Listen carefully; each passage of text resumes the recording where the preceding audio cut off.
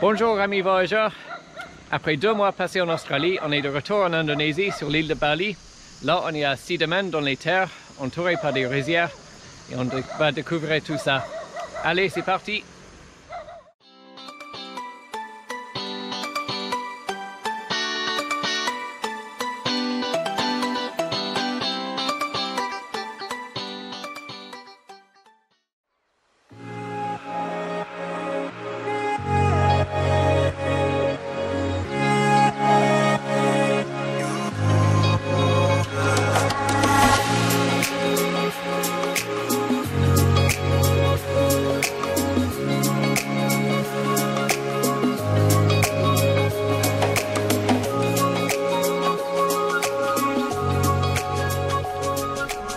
Là, on vient juste de quitter notre hôtel et les paysages sont déjà incroyables.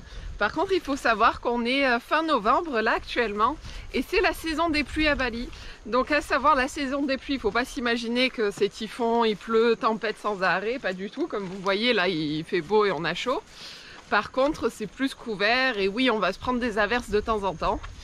Donc ça va être une aventure, mais la bonne nouvelle, comme vous pouvez le voir, les rizières sont juste magnifiques, prêtes à être cueillies. Le riz est bientôt prêt.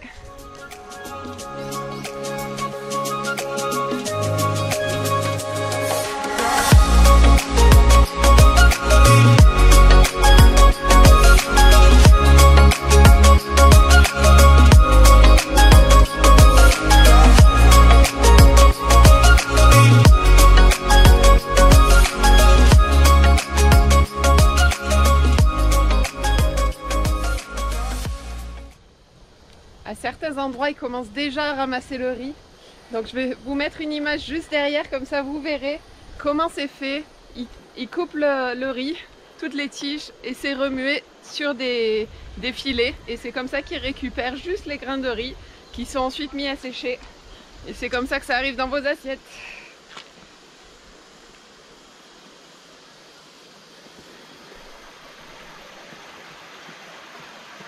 Ça commence à sentir l'aventure là.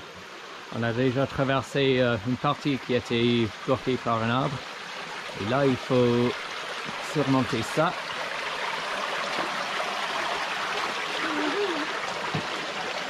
Ah oui. Ah. Ouais. Ouais, je suis pas sûr que ça passe. Par contre, les terrasses de riz là, trop beau. Non mais la vue est déjà bien là en fait. Ouais. On va peut-être pas aller plus loin, non?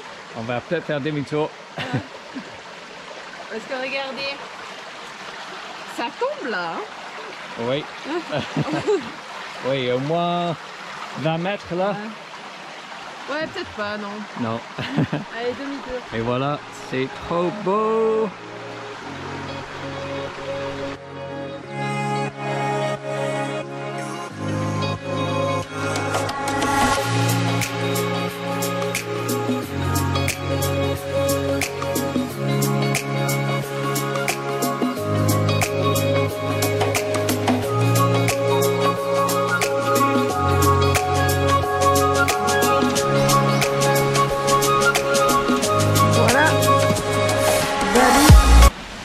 Saison des pluies, ça donne ça, des petites averses de temps en temps dans la journée.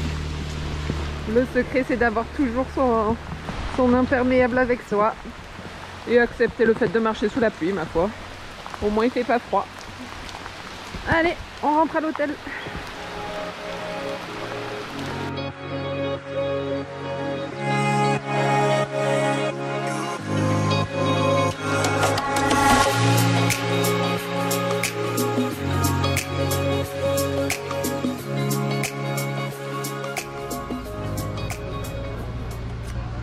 Maintenant que vous avez vu un peu les paysages pour vous faire une idée du lieu, cette vidéo, je tenais absolument à vous présenter la culture balinaise. Du coup, donc la religion, les festivités, tout ça. Et on va commencer par quelques temples et vous expliquer comment ça fonctionne ici. Et pour l'occasion, on s'est acheté des petits souvenirs parce qu'il faut être habillé comme ceci pour entrer dans les temples. On va vous expliquer pourquoi. Allez, c'est parti!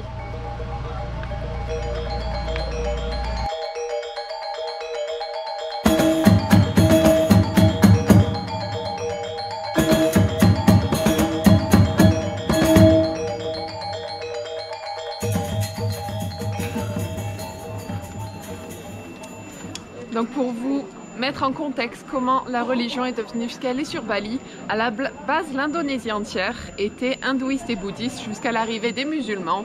Les sultans ont imposé leurs règles, après guerre 25, etc. L'islam a pris le pouvoir et les gens qui ont voulu continuer à être hindouistes se sont réfugiés vers les plus petites îles qu'ils pouvaient protéger, dont Bali. Et c'est comme ça que Bali est devenu ce mélange très baliné au final, jusqu'à l'arrivée des Hollandais qui ont colonisé l'Indonésie et ont réinstauré une espèce de calme et de paix au niveau du pays, au niveau religieux. Et lorsqu'ils ont quitté l'Indonésie et l'Indonésie est devenue le pays qu'il est aujourd'hui, ils ont imposé que le nouveau gouvernement aurait une paix religieuse et que chaque habitant pourrait faire la religion qu'il désire. Sur le papier c'est très beau, sauf que les gens au contrôle, au pouvoir bien sûr étaient islam, musulmans, et du coup ils ont instauré que pour devenir une religion, il faut être monothéiste, avoir un, comment ça s'appelle? Prophète. Un prophète et un livre guide entre autres choses. Sauf que bien sûr l'hindouisme a plusieurs dieux, de nombreux dieux, et du coup les Balinais, ce qu'ils ont fait en fait, ils ont joué avec les mots, ils ont instauré une culture monothéiste qui représente un dieu absolu qui est la création de l'univers et en fait tous les différents dieux en dessous qui sont en fait une manifestation de ce dieu, et ça a permis aux Balinais de garder leur religion et de continuer à pratiquer leur religion comme ils le souhaitent. Et c'est, comme vous pouvez le voir derrière moi, c'est extrêmement pratiqué à Bali. Ils sont très fiers de leur tradition et c'est pour ça qu'on voulait expliquer, parce que malheureusement les touristes, la plupart des touristes vont visiter les temples sans savoir ce qui va derrière. Donc je tenais dans cette vidéo à vous présenter cette culture absolument incroyable. Aujourd'hui nous sommes à une cérémonie funéraire, donc c'est le départ d'un être qui va rester dans cette partie du temple. On vous explique ça plus tard.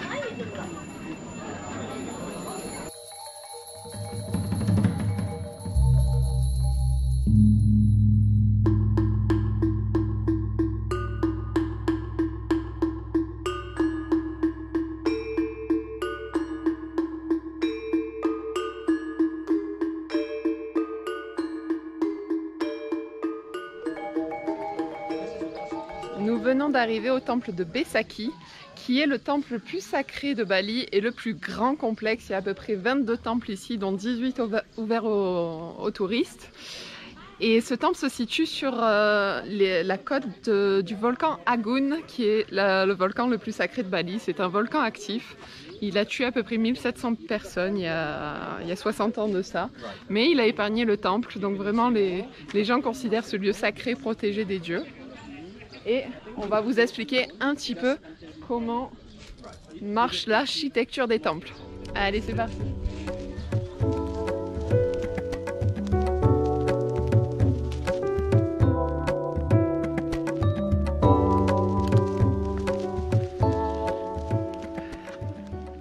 Donc en fait, les temples balinais sont construits sur plusieurs niveaux. Il y a 3 principaux niveaux.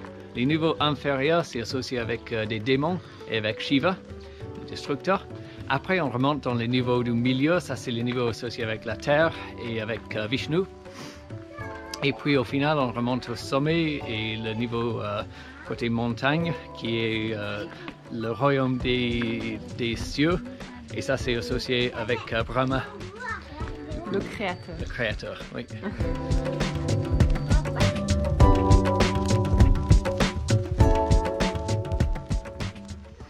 Les portes symbolisent les différents passages dans les différents lieux de l'organisation des temples.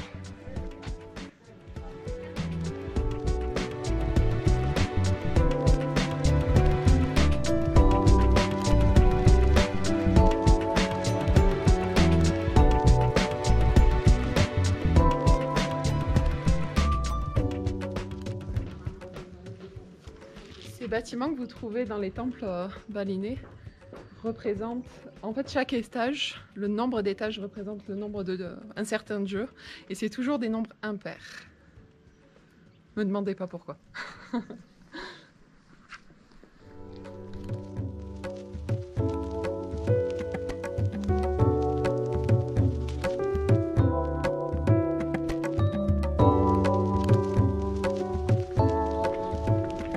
Ce système de monde céleste, monde humain, monde des démons s'applique pour un petit peu tout à Bali.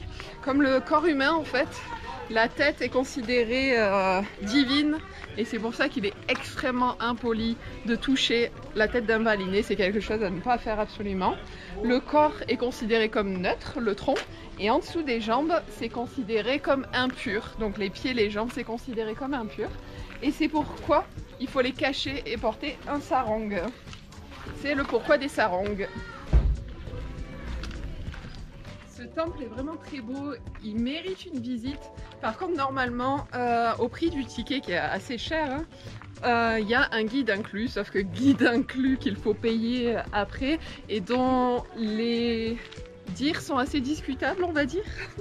Leurs connaissances sont très discutables. Donc nous, on voulait prendre notre temps, donc on a réussi à s'en débarrasser. Ce que je conseille vraiment pour visiter Bali, c'est d'acheter un sarong et déjà ça fait un souvenir et de pouvoir visiter les petits temples non touristiques qui ont au final beaucoup plus de plaisir traditionnel et bref. Personnellement j'ai préféré le temple d'avant qui était beaucoup plus traditionnel et beaucoup plus spirituel qu'ici, mais ça vaut une visite quand même, faut avouer que le complexe est magnifique. On est venu visiter la cascade Gambling, pas loin de Sidaman. Elle est connue surtout pour les vasques d'eau pour se baigner. Par contre, ouais, il y a un petit escalier pour y accéder. Heureusement, il fait pas trop chaud, donc ça va.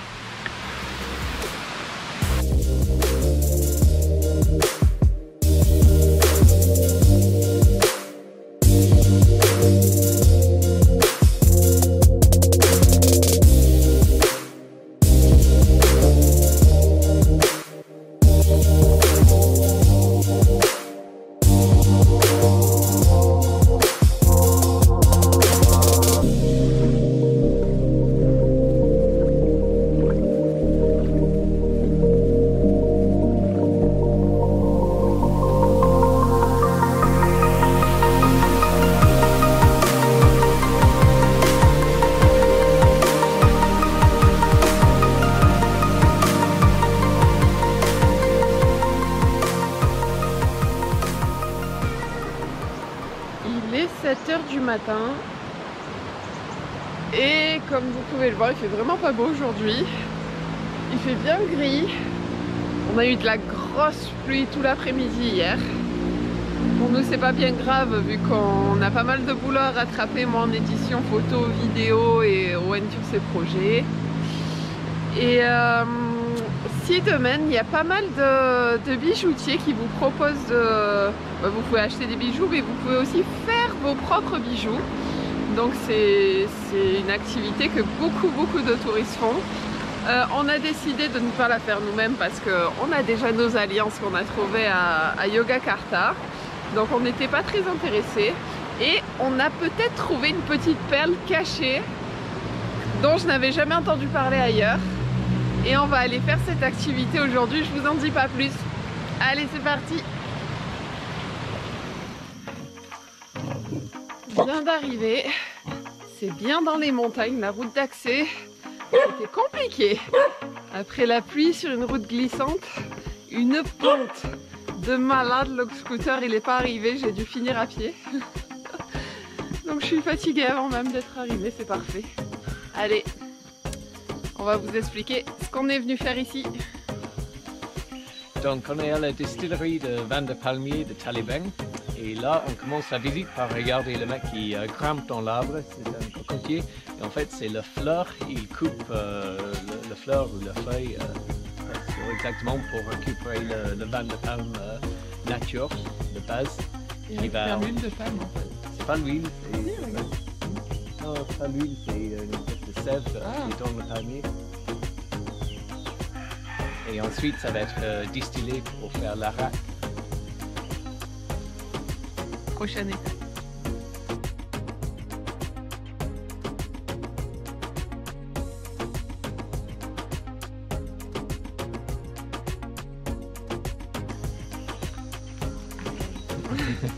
Yes. Donc ça, c'est le vin de palmier qui sort directement de l'arbre. Frais. Oui, oui.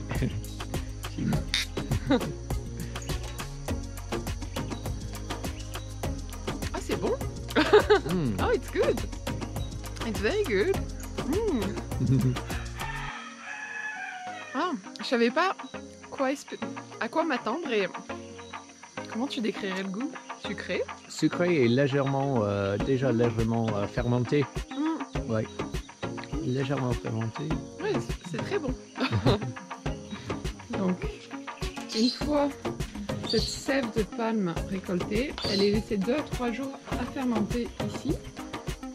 On n'a pas bien compris pourquoi il y a de la noix de coco.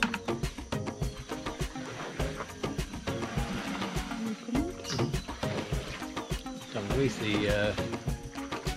je pense que le noix de coco, c'est peut-être pour introduire des... c'est quoi le... Du goût? Du goût? Non, il y a des yeast. Ah, des levures? Des levures peut-être. La fermentation à l'huile. Du coup, ouais, le couvercle en fait est scellé avec une espèce de colle fabriquée à partir de la racine de taro. Je sais pas comment ça s'appelle en français. Taro. Taro. Voilà, ça s'est mis à chauffer en dessous. Et après, ça passe dans le baril là qui contient de l'eau froide pour condenser l'alcool. Et ça sort par les tuyaux d'en bas.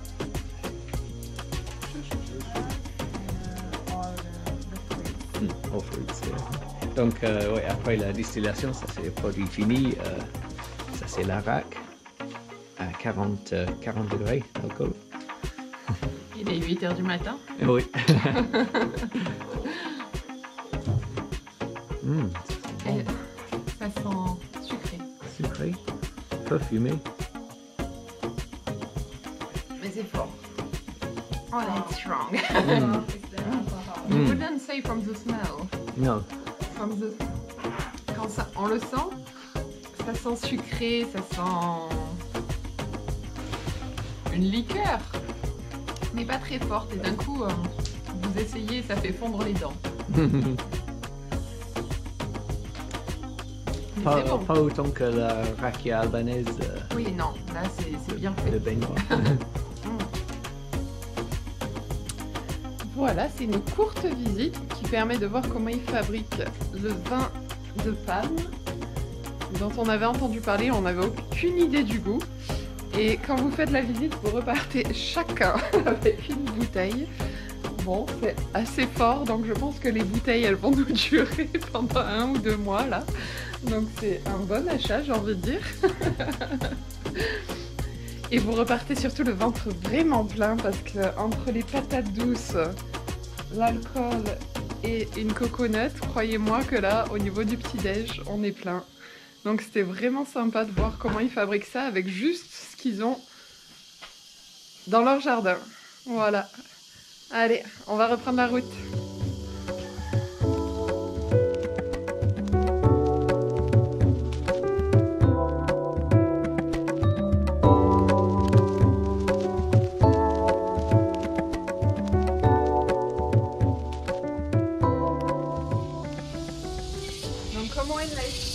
Les 3 unités principales pour simplifier la religion. Vous avez Brahma, le créateur, Vishnu, le préservateur, on va dire que c'est un mot français, et Shiva, le destructeur. Les 3 sont vénérés de manière égale. Pourquoi vénérer Shiva et les démons, qui sont donc des destructeurs, des farceurs et tout ce que vous voulez? Parce que dans la culture balinaise, en fait, tout doit avoir un équilibre.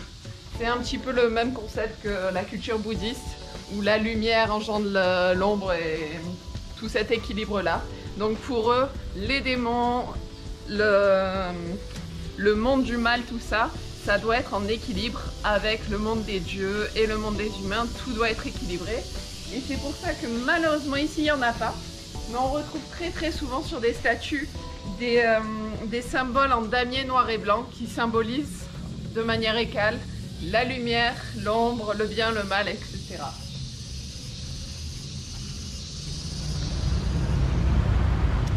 Voilà, c'est ce genre de damier dont je vous parlais. Ça symbolise aussi une continuité dans la vie, donc vu qu'ils pensent à la réincarnation. C'est pour ça que les enfants, les nouveau-nés, lorsqu'ils naissent, ils sont considérés comme des ancêtres réincarnés. Et pendant 3 mois, ces enfants sont considérés comme étant toujours dans le royaume des dieux. Ils sont considérés comme des divinités et ils ne doivent pas toucher le sol. Leurs pieds, pendant 3 mois, les bébés ne touchent jamais le sol jusqu'à une cérémonie où là, ils arrivent au royaume des humains et le bébé peut enfin mettre le pied à terre.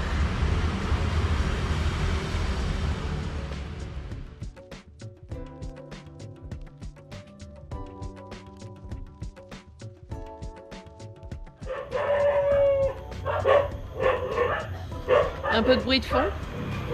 Vous le voyez sûrement pas, mais derrière moi se trouve la montagne Agung, dont on a déjà parlé, le volcan sacré de Bali.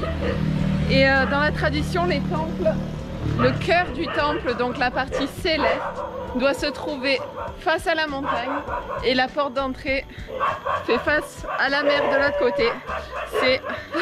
Il y a beaucoup de chiens. Donc c'est toujours face à cet axe montagne-mer que se trouvent les temples.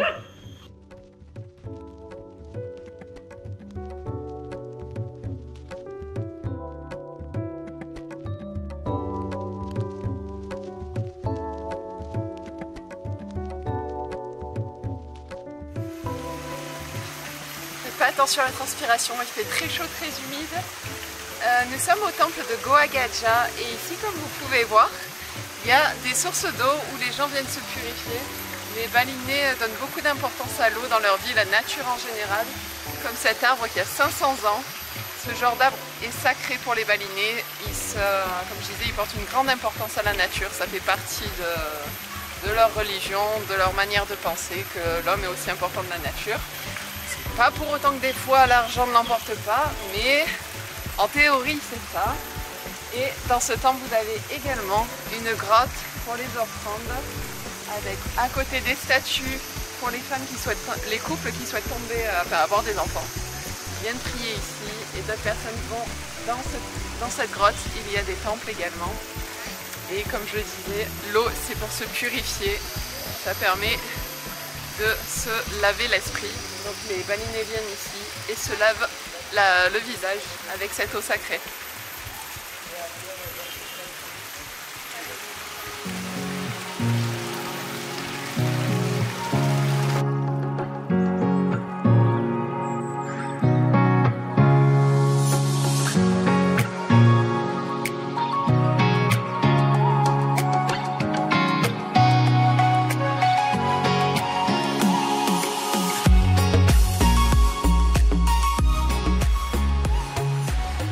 C'est dans ce magnifique palais aquatique de Tirtha Ganga qu'on va faire la conclusion de cette vidéo. J'espère que découvrir la culture balinaise vous a plu, autant qu'à nous en tout cas. Je vais pas couvrir le reste de ce qu'on va visiter à Bali parce que je pense que ça a été bien assez couvert comme ça par les réseaux sociaux. Par contre, on se retrouve dans la prochaine vidéo, toujours en Indonésie. Et vous allez voir, c'était les 3 plus beaux jours de notre voyage. Allez, ciao!